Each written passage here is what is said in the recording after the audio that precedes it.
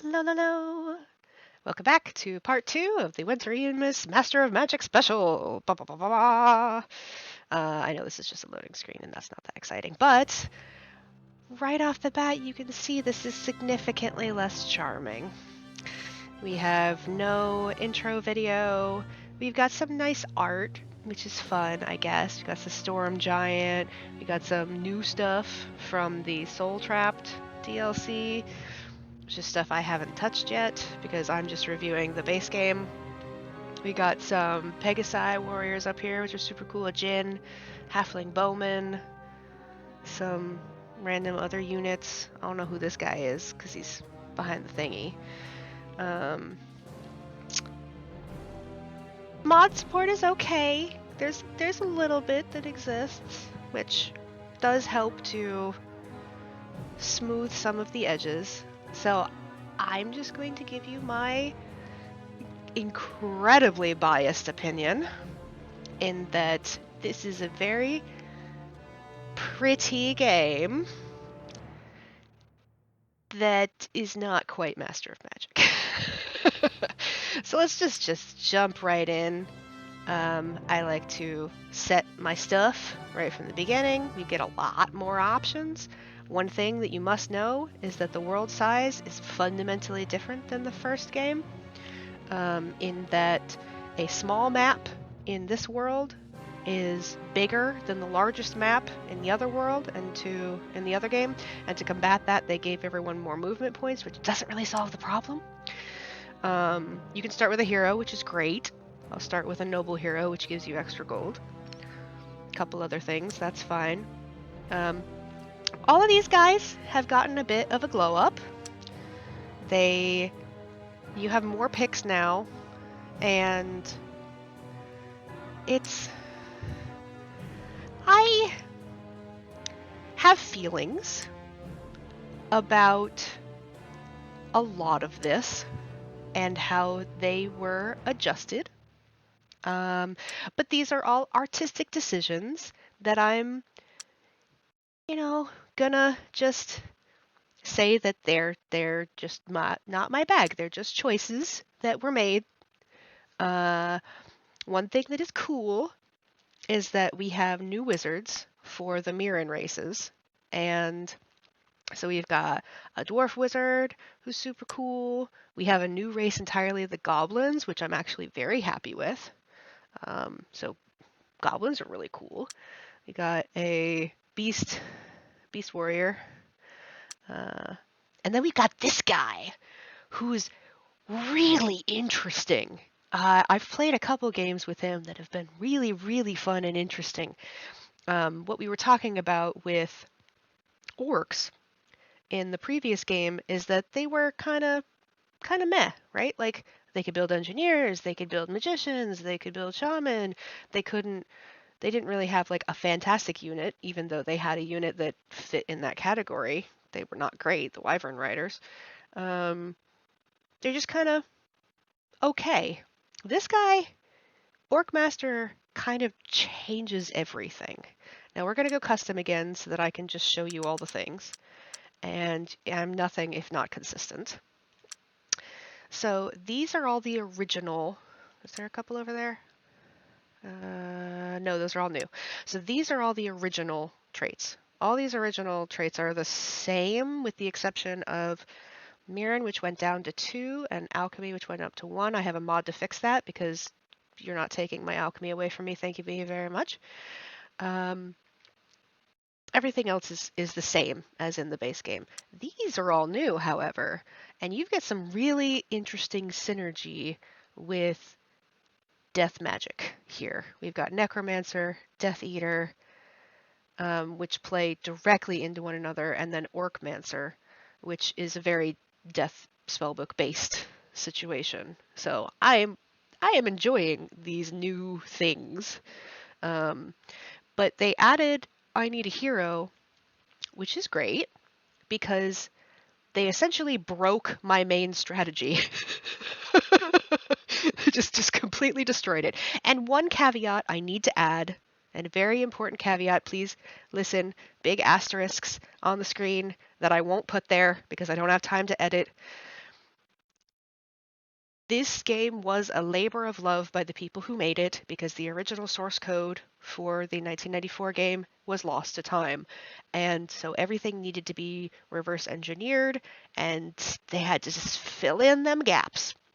So there are several mechanical breakdowns in this version that I don't blame them for. There are some that I do, but there are some that I don't.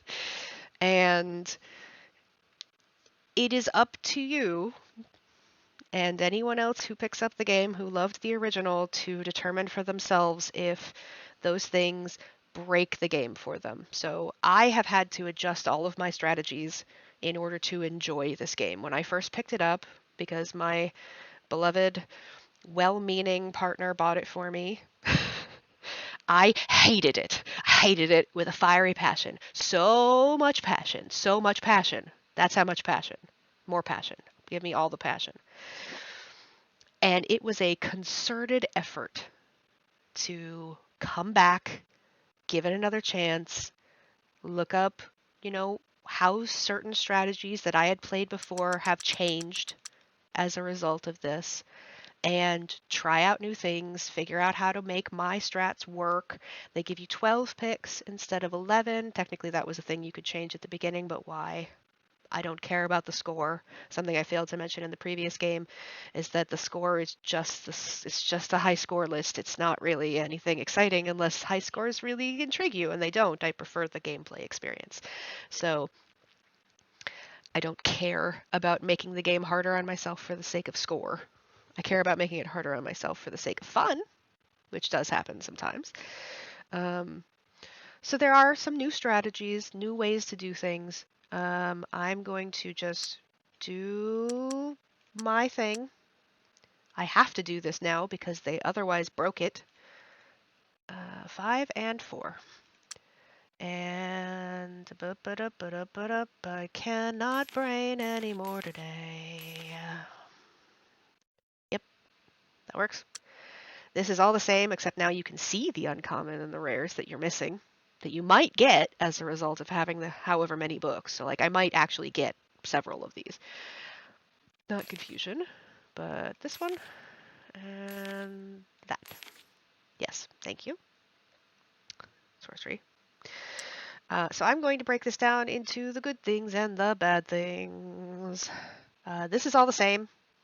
So we're gonna stick to this. They broke it down very nicely here, which is appreciated. I really love these goblins. Pick the purple flag because why not? Yeah. So good things and bad things. One of the biggest bad things that I'm still grappling with is the scalability of the enemy AI.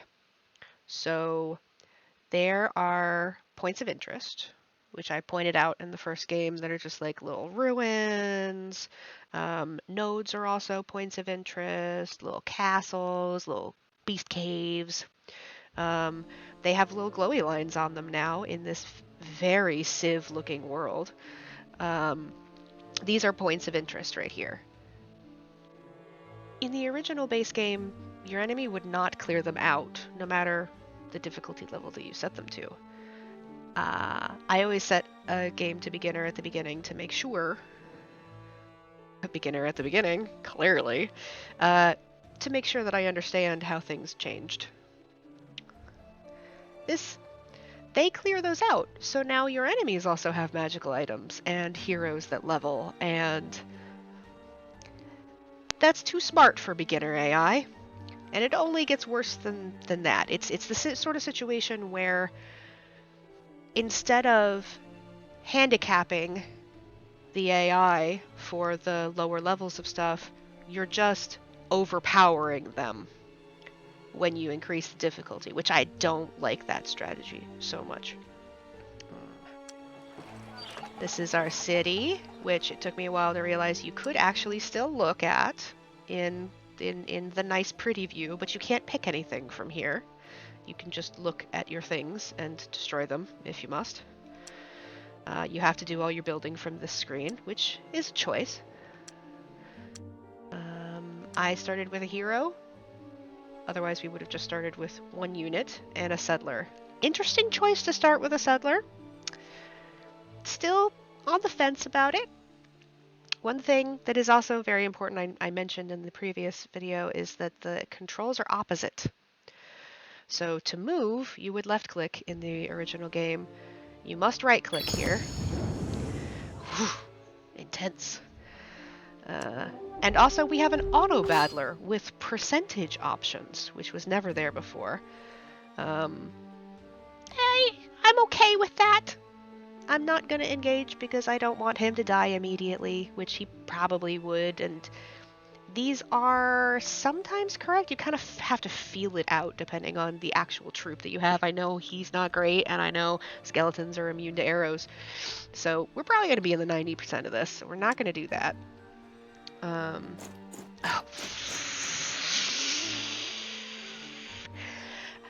Also, you cannot just like scroll around the map by clicking the right mouse button, which you did in the original. You have to go to the edges of the screen, which means that sometimes you send your entire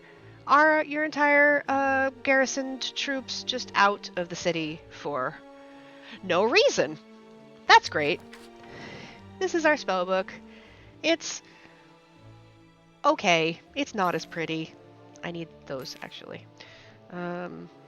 It's technically we get a lot more information on what the spells do, what they cost, what they summon, so that's all great. But yeah, I don't know. Oh, you still have a movement. That's who I was trying to move here, and it decided to choose the other people for some reason.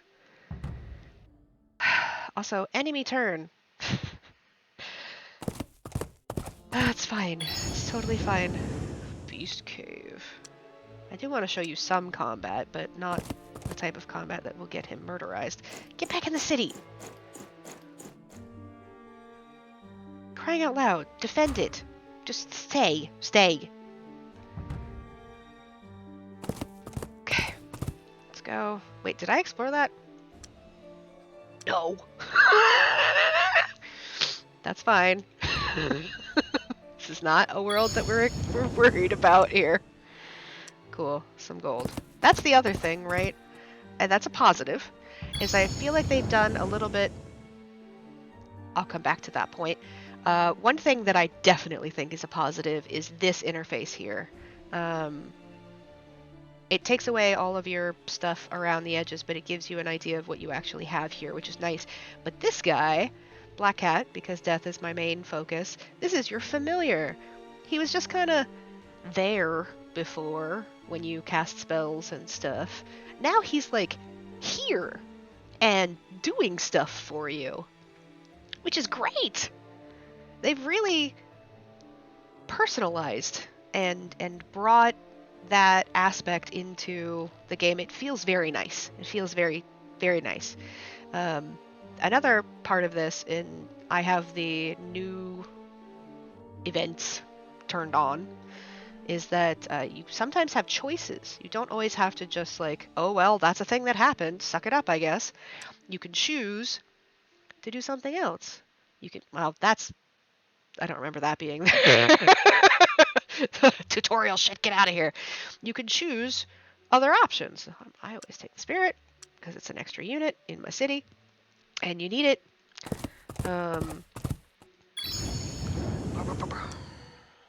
Okay. But what I was saying is that I feel like they've done a better job at balancing which points of interests are close to your main city. So you'll have some that are just easy, right near you.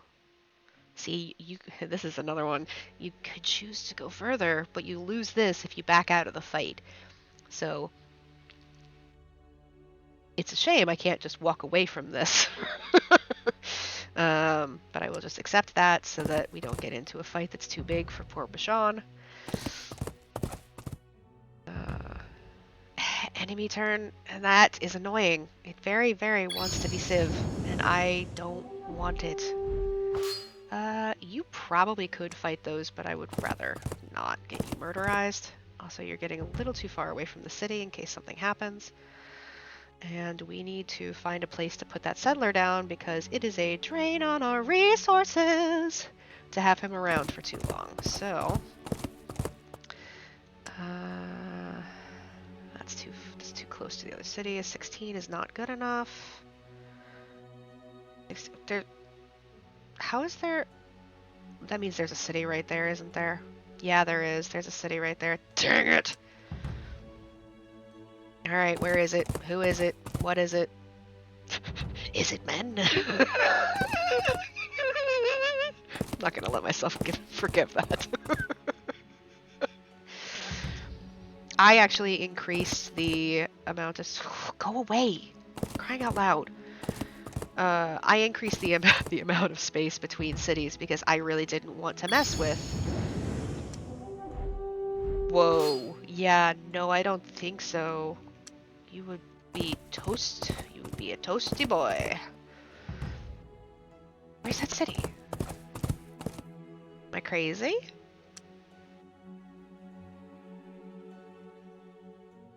There has to be a city because otherwise... Oh, it might be over there. Well, that's disappointing. One other thing that I noticed is that there are fewer isolated islands in these maps. I don't know if it was just their generation choices or what. I don't know if there's like map editor options that I could find another time, perhaps. I need more money, and then I'm gonna build a ton of cavalry. Because despite not really doing much of a rush strategy, it is important to have troops in the early game. This looks like a beautiful place to build. Especially since I just cleared that. Oh, but it's garbage. That's so disappointing. Because there's like gold there and stuff. Huh. I really don't need this banner. There might be a way to turn it off, I don't know. But I don't know. Bum, bum, bum.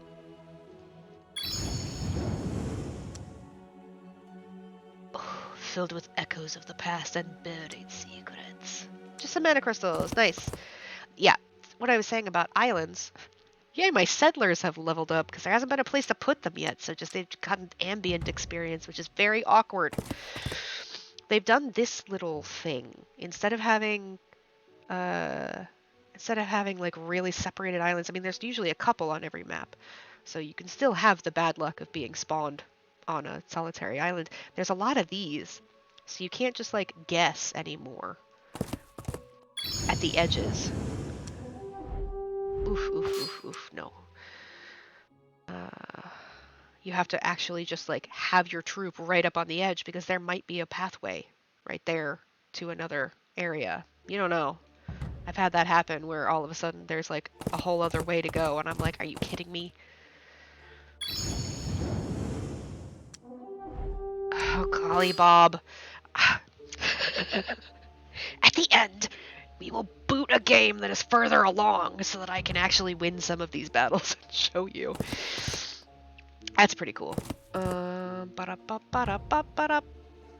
really want a random event to happen so that I can talk about those. But they're random. I cannot predict.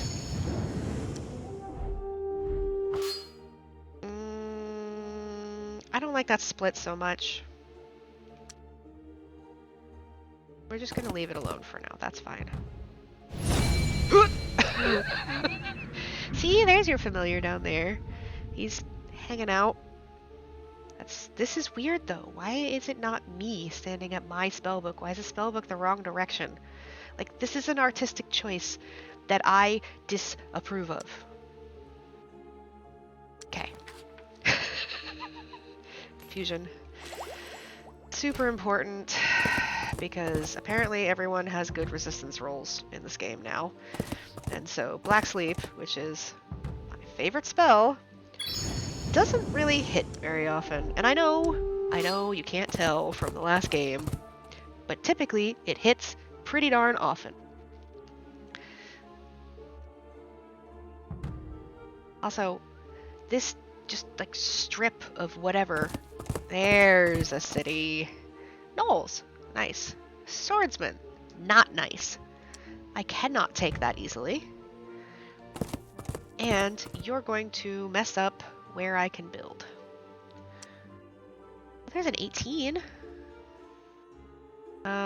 Another thing worth noting, in the original game, you could only find building spots up to... Oh, I need to go over to the city. I need to go over to the city. One cool thing is you can put this on repeat. That's nice. What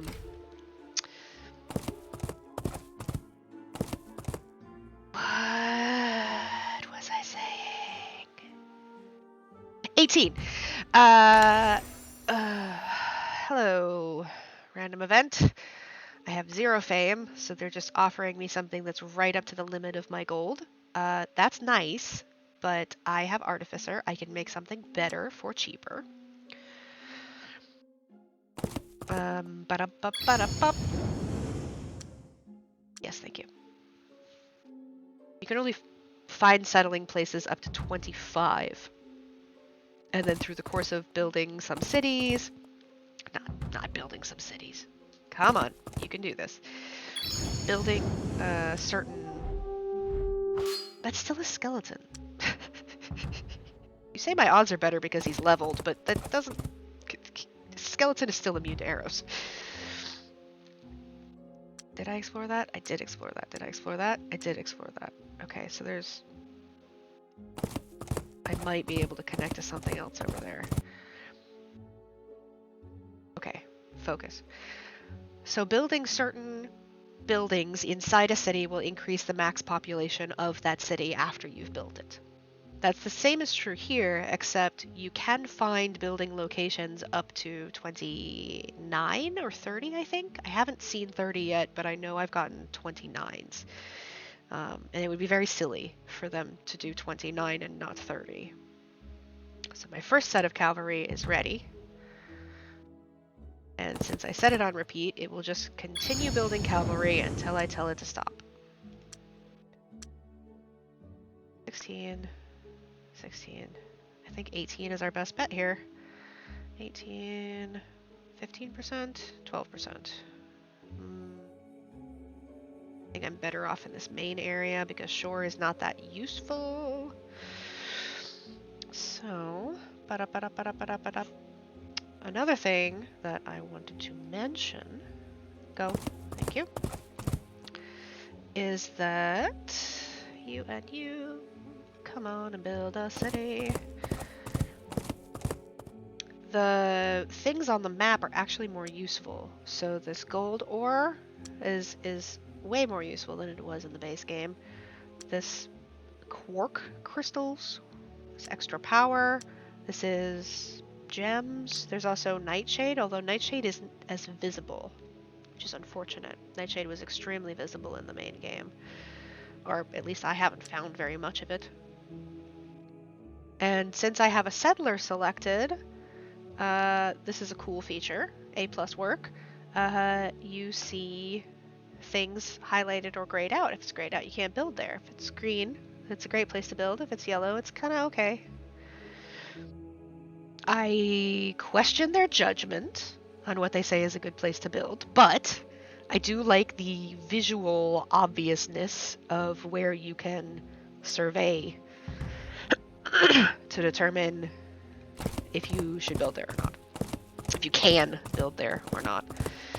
It saves you a lot of time because the interface sort of bounces around depending on how big it is, which is a downside of the UI. Ooh, absolutely not. And this is part of the problem with the map being just too dang big. And see, like, I have to go to the edge here because I'm not 100% sure that there isn't, like, a tiny little offshoot. Again, right up to the edge of what I have.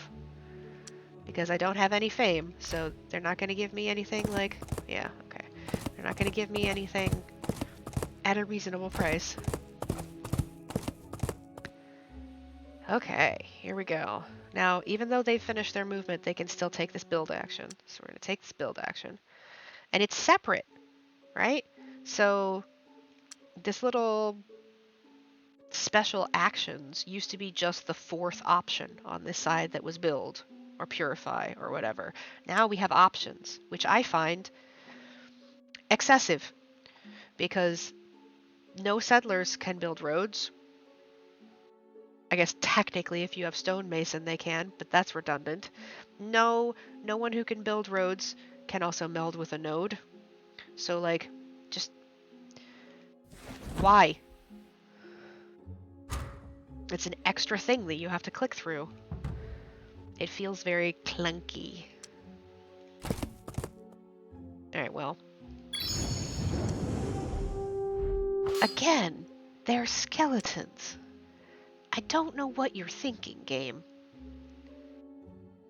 Technically, the auto battler, yes. Oh, another choice that they made, which I don't hate this one, is whenever you build an outpost, you get a free swordsman. That art is nice too. I actually do like the art of all the units, most of the units anyway. And this is all very clear, so I don't mind this. You get a free swordsman. Build a city, get a free get a swordsman free. I don't know how I feel about like the mechanics of that. Like some of your settlers just pick up a blade. But yeah, it's fine.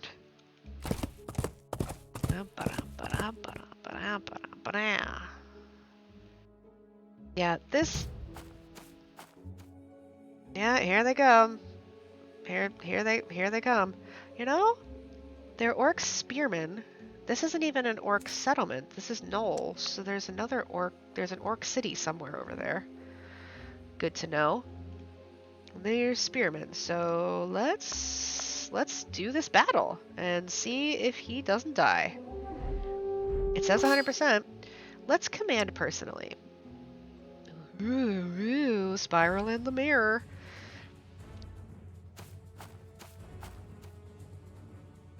Ironically, this doesn't feel as big as the original map was. I mean, this feels a lot bigger, but I can't see everything. Like, you'll see in a second. Let's see. I do have enough casting skill. So. Oh, it worked? Hold on, it actually worked? It worked on them. Suckers. Also, arrows have been nerfed. Like, see this 10%? It's because he's an archer.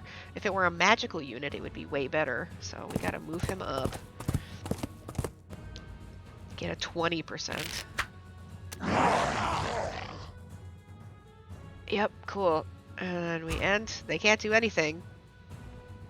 Now it's my turn. But that jerky motion? Like, that's just... Burp, burp, burp, burp, burp. Cool, I did that.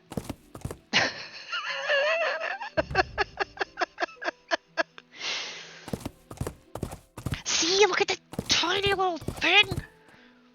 This one isn't so egregious because I could have just gone around, but like, it's that thing I'm talking about. If I had stopped here, I can't assume that there wasn't a way to go. I have feelings. Ooh. No thank you. I have built another guy. Actually, I need to be building a lot more guys. I don't think I have it. Ooh. Hello. Click on them. There we go. Orc shamans. We do have some more orcs over here. Shamans are a little bit more dangerous because magic attack. We're just gonna send familiar on this one. I don't want a shooting battle across the map with them. That's really annoying. I really gotta find where these orcs are though, because that's one downside. Technically there are two downsides to having high elves as your starting race. 3 if you go to Mirren. 1, they reproduce. Their population builds very slowly. Two, they can't build engineers, which means they can't build roads. And now that the map is very, very, very, very, very, very unnecessarily big, you really need them. Hi, buddy! Look forward to proving my dominance to you. Uh-huh. So exactly like the base game, they have a personality, but it doesn't feel like it matters. And they have the relationship to you, and I also doesn't really feel like it matters because I've had multiple times where this has been like harmony or peaceful or friendly, and they've just declared war. So I also have a mod in this game that changes the AI a little bit so it's a little bit less erratic that way. Let's trade. Just like in the previous game, we can trade spells if we have the capacity to spend them. This interface is a little clunky because the original one, you could just be like, trade for trade, trade for trade, trade for trade. Now they all have like gold amounts, but gold is devalued. So if you try to put gold up here, like it's only really worth 891. It's like 500 less, or roughly, whereas Magic is 1-to-1. It's like the cost is in gold, but it's really in mana. Also, he has no mana to give me, and I don't want any of those. I do like Life Drain, but not enough to spend all of my stuff on it. We're not at War's Gate yet. Yeah, no, bye. That means that he's got a troop somewhere. He could see me, even though I clearly couldn't see him, which is unfortunate for me. This actually looks like a really cool place, but no, of course. Of course. And actually, I'm still getting used to those noises and the obtrusiveness of those things popping up. Let's counter magic, because this guy casts the same kind of magic as I do, and that's unfortunate for me. This game isn't going very far, and just like most games of this style, it's a lot of little bits of exploring. It's a lot of clicking that end turn button, but unlike in the original game, I couldn't go and hit it like 20 times in a row, and 20 clicks means 20 turns. No, every single time, it's got the enemy turn, your turn, enemy turn, your turn. So we're gonna pause. Click off of that so that I can, without the thingy, it's stressful. We're going to cut here, and I'm going to come back on one of the games that I have already, chug-a-chugged around for a bit, and I can show you a couple more things. Okay.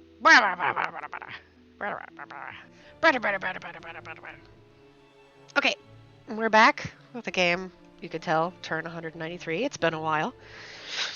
And these are my boys. I got Warris, my boy. He's got some cool stuff. I made him some items, which you can't see on here. They just show up as additional bonuses.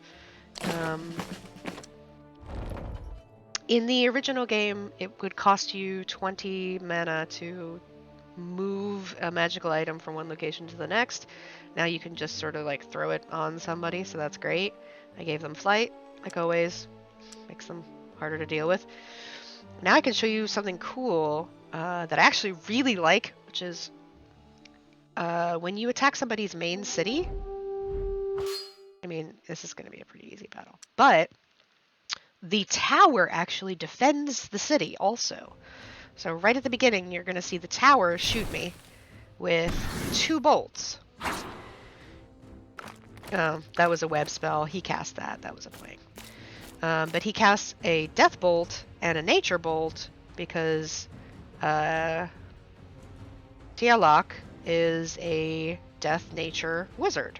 So every bit of spellbook that you have, it shoots a bolt. So it didn't do anything to me, but it's something to consider, which I find really interesting. See, look at that magic attack. Clackons make those noises. That's another thing that I do not like. My boy! Oh, he can't move because he's webbed. I forgot. I'm gonna cast something just because I can. What should we cast? Black Prayer. One of the best death spells. Not even necessary because it's just that one guy, but that's fine. Two things. I can't see when things are getting hit, but that's fine. I didn't need to see how much damage my guys took. Oh yeah, right, he's a warlord.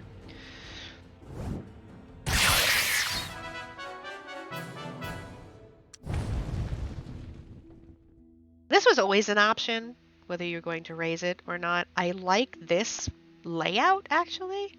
This is nice. I'm obviously going to keep it because that's a very big population. That's a very big negative to fame.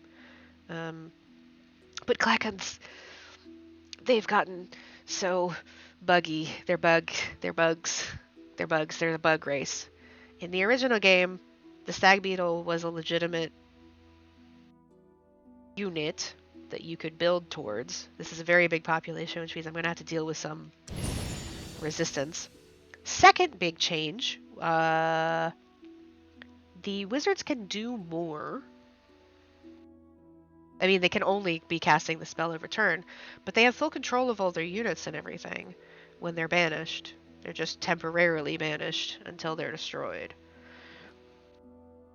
So I gotta hustle, but I cannot hustle because if I leave, the city will be in revolt, which means it won't do anything.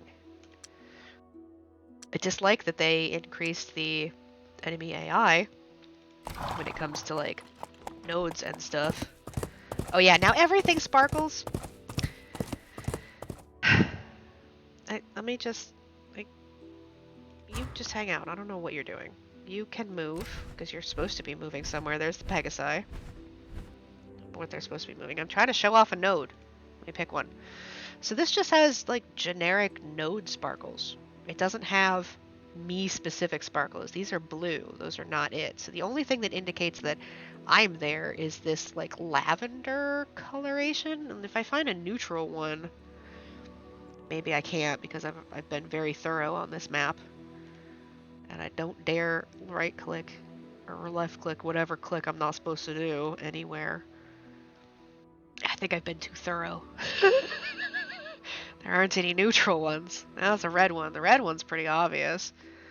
Da da da da da da. Nope, won't find one. Oh, right. Oh, right. That was the first opening salvo, was me taking his mains. That's fine. That's perfectly fine. We're not actually going to do too much more because this isn't really compelling for me, and I have to wait a lot in between every turn now. Ooh, see, someone is moving. I don't know who or where because they didn't show me. So overall, I feel like the controls could use some work. I feel like they've made some artistic choices that I very, very much disagree with. I'm trying to find my main city in this one. There it is. Got some engineers building roads. Totally necessary, honestly. I feel like it's just very pretty. It's just very pretty. It's just...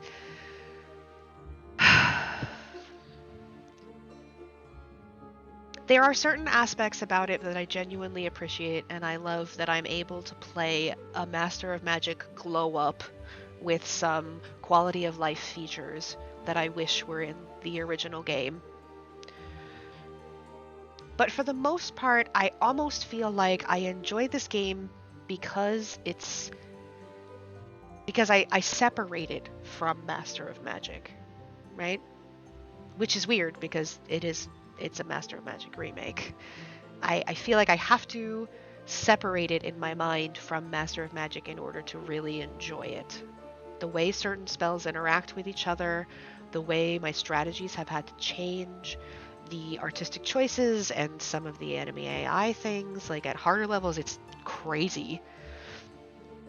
It feels pretty impossible at the harder levels, which, like, I prefer having a bit of a challenge when I'm testing stuff, and oh boy, oh boy.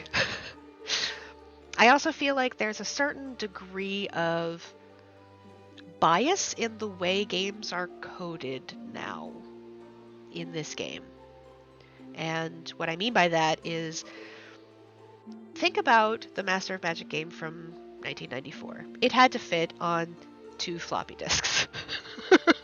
Right? And if it could have gotten down to 1, it probably would have. It didn't have the space to be inefficient. It didn't have the space to have like these really like pretty features that are completely unnecessary that actually slow down the game. Like, I understand that Master of Magic OG is super, super old. But my nice gaming laptop is having all fans on right now for this game. That's unnecessary.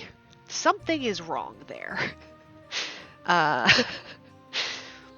a couple other good things I will say about it, because I don't want to end this on a bad note. You could hear the music going on. They did a very faithful rendition of all the original songs, and they do not sound grating or tinny, so that's really, really nice. Most of the units function better. So paladins, for example, are much better. Pegasi are slightly worse, but comparable. Werven riders are worse. Stag beetles, as I already said, much worse, making Klackons pretty bad overall, which is unfortunate because they really ramped up what you can do with orcs, which is great because orcs were just kind of lackluster to begin with. The one thing that I cannot show you that I wish that I could is the goblins. Actually, I can. Hold on. Welcome back. We are in a completely different game, looking at Rat Hole, a city of goblins. As you can see, they produce a little bit more production for every worker, which makes them really good for cranking out units. I'm actually going to play the next time I play, when I actually have a chance to play, but I have a lot of schoolwork to do. They're really great for a rush strategy because of that, and because they're boar riders, which sounds so cool. They make little cute piggy noises. Are actually really good with stun, and having 6 units in the thing instead of 4 actually is an advantage for rush strategy people. Yeah, and their big fantastic unit, the Beastmaster, summons a big rat. He summons a rat. He summons a fat rat. It's really cute. I know that I just ignore that he explodes, but goblins are actually really cool. End on a super positive note. The goblins are cool. I look forward to being able to play with them. The city's a little bit awkward because it's got increased and decreased unrest, so the number's a little bit awkward there, but that's fine. Anyway, this was a kind of comparison with the original Master of Magic. This is all I can do because this semester is crazy and life was crazy last year. I didn't even get into any of that. Almost died. Everything was immense, but it's cool. Everything is fine. We're all good. So that totally realistic schedule that I set for myself last year is completely unrealistic for everything that actually happened. But I can try very hard to get something out for Wintereenmas because it matters to me. And so here was some old and some new Master of Magic, and as soon as I have the capability to do some more Eye of the Beholder, I will. And until then, I hope everyone is safe and great, and life is wonderful, and I will see you when I can see you. Okay, bye-bye!